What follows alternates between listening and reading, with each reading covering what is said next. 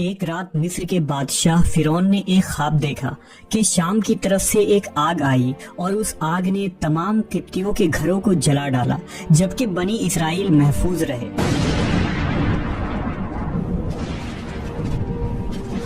دہشت کے عالم میں بیدار ہونے کے بعد فرعون نے تمام کاہنوں اور نجومیوں کو جمع کر کے اپنا خواب بیان کیا۔ نجومیوں نے اسے بتایا کہ بنی اسرائیل میں ایک بچہ پیدا ہوگا جو فرعون کی بادشاہت کو ختم کرے گا۔ وہ بچہ کون تھا اور اس نے فرعون کی بادشاہت کا خاتمہ کر کے مصر کی تاریخ کو کیسے بدل ڈالا، اس ویڈیو میں ہم فرعون کے اس خواب اور اس پر اسرار بچے کے متعلق جانیں گے۔ فرعون خدائی کا دعوے دار اور بڑا ظالم و جابر بادشاہ تھا۔ اس نے بنی اسرائیل کو اپنا غلام بنا رکھا تھا، حالانکہ وہ حضرت یوسف علیہ السلام کے زمانے سے وہاں رہا کرتے تھے۔ حضرت یوسف نے اپنے والد حضرت یعقوب اور اپنے بھائیوں کے لیے زمین کا ایک حصہ اس وقت کے فرعون بادشاہ ریان بن ولید سے حاصل کیا تھا۔ حضرت یعقوب کی یہی نسل بنی اسرائیل کہلائی جو مصر میں خوب پھلی پھولی۔ یہ لوگ حضرت یعقوب کے دین کے پیروکار تھے، لہٰذا اس وقت اللہ کے نزدیک یہ سب سے بہترین جماعت تھی۔ انہوں نے فرعون کو سجدہ کرنے اور اسے اپنا رب ماننے سے انکار کر دیا تھا۔ اسی وجہ سے بادشاہ اور اس کے حواری ان پر ظلم و ستم کے پہاڑ ڈھاتے اور ان سے گھٹیا کام کرواتے تھے۔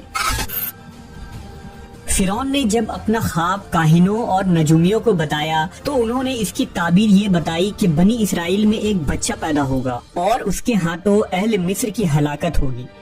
بنی اسرائیل کے یہاں بھی شروع سے ہی یہی بات مشہور تھی، لہٰذا اس خواب کے بعد وہ مزید فکر مند ہو گیا اور اس نے حکم جاری کر دیا کہ بنی اسرائیل میں پیدا ہونے والے تمام لڑکے قتل کر دیے جائیں۔ اس حکم کے مطابق فرعون کے حواری اور اس کے سپاہیوں نے ہر ممکن قدم اٹھایا تاکہ کوئی بھی نومولود لڑکا زندہ نہ بچ پائے، لیکن اللہ کے فیصلے اٹل ہوتے ہیں۔ دیکھتے ہی دیکھتے بنی اسرائیل کے ہزاروں نومولود بچے ذبح کر دیے گئے۔ پھر ایک وقت وہ آیا کہ جب قبطی سرداروں نے فرعون سے کہا کہ اگر بنی اسرائیل کے لڑکوں کا اسی طرح قتل عام ہوتا رہا تو ہمیں آئندہ خدمت گار ملنا مشکل ہو جائیں گے، اور پھر ہمارے یہ کمتر، گھٹیا اور غلیظ کام کون کرے گا۔ اس پر فرعون نے حکم جاری کیا کہ 1 سال چھوڑ کر بچے قتل کیے جائیں۔ ان دنوں حضرت موسیٰ کی والدہ اپنے حمل کے ابتدائی دنوں میں تھی۔ اللہ نے ان کی حفاظت کا سامان اس طرح فرمایا کہ ان کی والدہ پر معمول کے مطابق حمل کے آثار ظاہر نہیں ہوئے، جن سے آپ فرعون کی چھوڑی ہوئی دائیوں کی نگاہ میں نہ آئیں۔ انہوں نے اس بات کو چھپائے رکھا یہاں تک کہ پیدائش کا وقت آ پہنچا اور انہوں نے بچے کو جنم دیا۔ اس بارے میں سوائے قریبی لوگوں کے کوئی نہیں جانتا تھا۔ نجومیوں نے فرعون کو اطلاع دی کہ بچہ پیدا ہو چکا ہے۔ اس اطلاع نے فرعون کو بدحواس کر دیا۔ اس کے سپاہیوں نے گھر گھر تلاشی شروع کر دی۔ حضرت موسیٰ کے بھائی حضرت ہارون سال امان میں پیدا ہوئے تھے، جبکہ حضرت موسیٰ قتل والے سال میں پیدا ہوئے۔ حضرت موسیٰ کے والدین سخت پریشان تھے۔ 3 مہینے تک انہوں نے حضرت موسیٰ کو چھپا کر رکھا، لیکن زیادہ عرصہ تک بچے کو شاہی جاسوسوں کے نظروں سے چھپا کر رکھنا ممکن نہ تھا۔ پھر بھی وہ اپنی پوری کوشش کرتی رہی، یہاں تک کہ ان کے پاس اللہ کا حکم آ گیا۔ یہ حکم اللہ نے ان کے دل میں ڈالا تھا، یعنی القاء کیا تھا۔ حضرت موسیٰ کی والدہ کے دل میں خیال آیا کہ تابوت کی طرح ایک صندوق بنایا جائے اور اس بچے کو اس صندوق میں رکھ کر دریائے نیل کے بہاؤ پر چھوڑ دیا جائے۔ حضرت موسیٰ کی ماں نے اللہ کے حکم کے مطابق بچے کو صندوق میں رکھا اور دریا میں چھوڑ دیا۔ ساتھ ہی موسیٰ علیہ السلام کی بہن سے کہا کہ تم اس کے پیچھے پیچھے چلتی جاؤ۔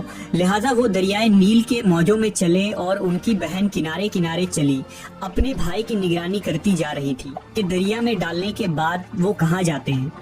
صندوق بہتا ہوا محل کے تالاب میں پہنچ گیا۔ وہاں فرعون کی بیوی ملکہ اور خادمائیں لطف اندوز ہو رہی تھی کہ صندوق پر ملکہ کی نظر پڑی۔ اس نے کنیزوں کو حکم دیا کہ صندوق کو تالاب سے نکال لاؤ۔ صندوق کھولا گیا تو اس میں ایک حسین اور تندرست بچہ آرام سے لیٹا ہوا انگوٹھا چوس رہا تھا۔ ملکہ بہت خوش ہوئی، اس کی آنکھوں میں ممتا اتر آئی۔ شفقت و محبت سے بچے کو گود میں لے لیا۔ ملکہ نے سوچا کہ اس بچے کو بیٹا بنا کر پالنا چاہیے۔ محل میں کسی نے خدشہ ظاہر کیا کہ یہ بچہ بادشاہ کی سلطنت کو ختم کرنے کا سبب بھی بن سکتا ہے۔ فرعون کے دل میں بھی یہ خیال آیا کہ کہیں یہ بچہ بنی اسرائیل کا وہ لڑکا نہ ہو جس کے بارے میں نجومیوں نے پیشن گوئی کی تھی۔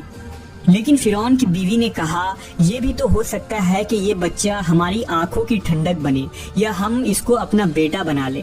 اس پر فرعون نے کہا یہ صرف تیری آنکھ کی ٹھنڈک ہے، میری نہیں۔ میں نہیں چاہتا بنی اسرائیل کا کوئی بچہ میری نگرانی میں پلے، لہذا یہ صرف تیری ہی آنکھوں کی ٹھنڈک ہے۔ حضرت ابن عباس فرماتے ہیں کہ اگر فرعون یہ بات کہہ دیتا کہ یہ میری بھی آنکھوں کی ٹھنڈک ہے تو اللہ تعالیٰ اسے ہدایت دے دیتا، لیکن اس نے یہ کہا کہ یہ صرف تیری آنکھوں کی ٹھنڈک ہے۔ ملکہ نے اس بچے کا نام موسیٰ رکھا، جس کے معنی ہے وہ شخص جو پانی سے نکالا گیا ہو۔ بچے کو جب محل میں لے جایا گیا تو اس نے دودھ کے لیے رونا شروع کر دیا۔ بچے کے پاس دودھ پلانے والیاں لائی گئیں، لیکن بچے نے کسی عورت کا بھی دودھ نہ پیا۔ جو عورت بھی آپ کو دودھ پلانے کی کوشش کرتی ناکام ہو جاتی۔ ادھر موسیٰ علیہ السلام کی بہن دور کھڑی یہ سب دیکھ رہی تھی۔ موسیٰ علیہ السلام کی بہن نے فرعون کی بیوی سے کہا کیا میں تمہیں ایسا گھر نہ بتاؤں جو اس بچے کی تمہارے لیے پرورش کرے اور اس بچے کی خیر خواہ ہو، اس لیے کہ وہ ایک غریب گھرانہ ہے۔ جب انہیں معلوم ہوگا کہ یہ بچہ فرعون کے گھر سے آیا ہے تو انہیں انعام و اکرام ملنے کی امید رہے گی۔ اس گھر میں نیک سیرت خاتون ہے، وہ اس بچے کو بخوشی دودھ پلانا قبول کرے گی۔ فرعون کی بیوی نے کہا چلو ٹھیک ہے، لہٰذا آپ کی بہن انہیں گھر لے کر آئی۔ والدہ محترمہ نے بچے کو دودھ پلایا تو آپ نے فوراً دودھ پینا شروع کر دیا۔ اب چونکہ بچے نے کسی اور کا دودھ پینا قبول نہیں کیا تھا، اس لیے وہ خود بچے کو لے کر آتے تھے۔ اس طرح موسیٰ علیہ السلام کی والدہ کا بے حد احترام ہونے لگا۔ اس طرح حضرت موسیٰ علیہ السلام شاہی محل میں پرورش پا کر جوان ہو گئے اور پورے توانا ہو گئے، لہٰذا اللہ نے آپ کو نبوت کے منصب پر فائز کیا۔ آپ نے بنی اسرائیل کو فرعون سے آزادی دلائی اور مصر سے نکل گئے۔ فرعون بنی اسرائیل کو ختم کرنے کے لیے لشکر لے کر روانہ ہوا۔ جب بنی اسرائیل بحر احمر کے قریب پہنچے تو اللہ نے ان کے لیے دریا کے بیچ سے راستہ کھول دیا۔ یہ وہی موقع تھا جب فرعون کا وہ خواب پورا ہونے والا تھا اور اس کی بادشاہت اور لاؤ لشکر تباہ و برباد ہونے والی تھی۔ بنی اسرائیل تو سمندر کے پار چلے گئے، مگر جب فرعون اپنے لشکر سمیت ان کے پیچھے آیا تو سمندر کا یہ راستہ بند ہو گیا اور وہ اپنے لشکر سمیت اس سمندر میں غرق ہو گیا۔